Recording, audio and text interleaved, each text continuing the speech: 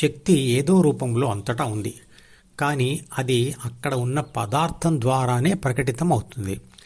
అంటే మనకు తెలుస్తుంది, కింద పడుతున్న రాయి ద్వారానే భూమి ఆకర్షణ శక్తి ఉంది అని, అలాగే కదులుతున్న మనుషుల ద్వారానే ఆత్మశక్తి ఉంది అని అర్థమవుతుంది.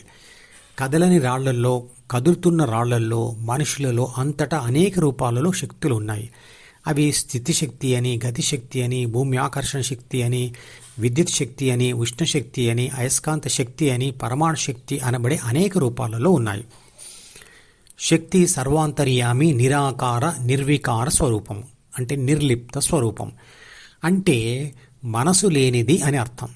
ఎప్పుడూ శక్తి ఏదో ఒక పదార్థంలోకి చేరుతుంది, కానీ ప్రతిసారి ఆ శక్తి మరియు పదార్థం కలిసినటువంటి దానికి మనసు ఉండదు. అంటే అది చేస్తున్న ఏ పని కూడా ఆలోచించి చేయడం ఉండదు. అది శక్తికి కలిగిన మనసు లేని రాయి జన్మ అనవచ్చు. కానీ జీవి శరీరం ఒక పదార్థం, అందులోకి ప్రాణశక్తి వచ్చి చేరింది.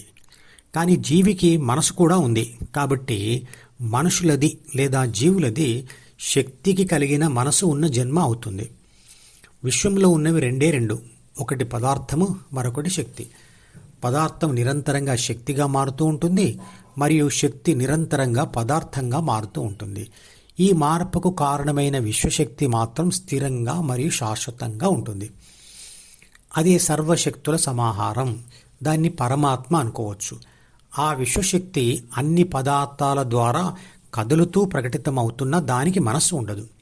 అందుకే పరమాత్మని నిర్లిప్తుడు అంటారు. ఐన్స్టీన్ అనే శాస్త్రవేత్త ఈ నిరంతర మార్పును తన ఈక్వేషన్ ద్వారా మనకు తెలియజేశాడు. ఇక రెండవ విషయం, గుడిలో ఉన్న దేవుడిని కలవడం ఎలా?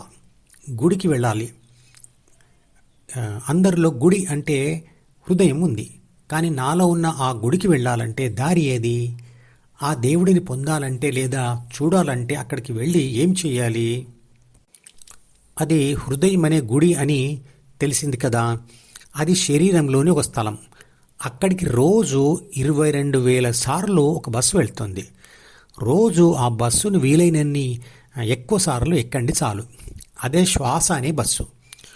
మనము లోపలికి తీసుకున్న శ్వాస ఊపిరితిత్తుల్లోకి ప్రవేశించి మళ్ళీ ఎక్కడి నుండి వెనక్కి మళ్ళుతుందో ఆ స్థలమే హృదయం. శ్వాస మీద ధ్యాస పెట్టి సాధన చేస్తూ గమనిస్తూ ఉంటే హృదయానికి దారి కనబడుతుంది. హృదయ స్థానం కూడా కనబడుతుంది. చివరకు ఆ స్థానం దగ్గర ఉండడం మనకు నచ్చి మన ధ్యాస అక్కడ బస్ దిగిపోతుంది, అంటే స్థిరపడిపోతుంది. అక్కడే ఆత్మ తానే పరమాత్మ అని గుర్తిస్తుంది. అదే మనసు నుంచి విడిపడి హృదయంలో స్థితమైపోయే స్థితి. అదే స్థిత ప్రజ్ఞ, అదే ఆత్మానుభవం, అదే ఆత్మ పరమాత్మగా మారడం, అదే మోక్షం, శాశ్వతమైన శాంతి, ఆనందం పొందే స్థితి.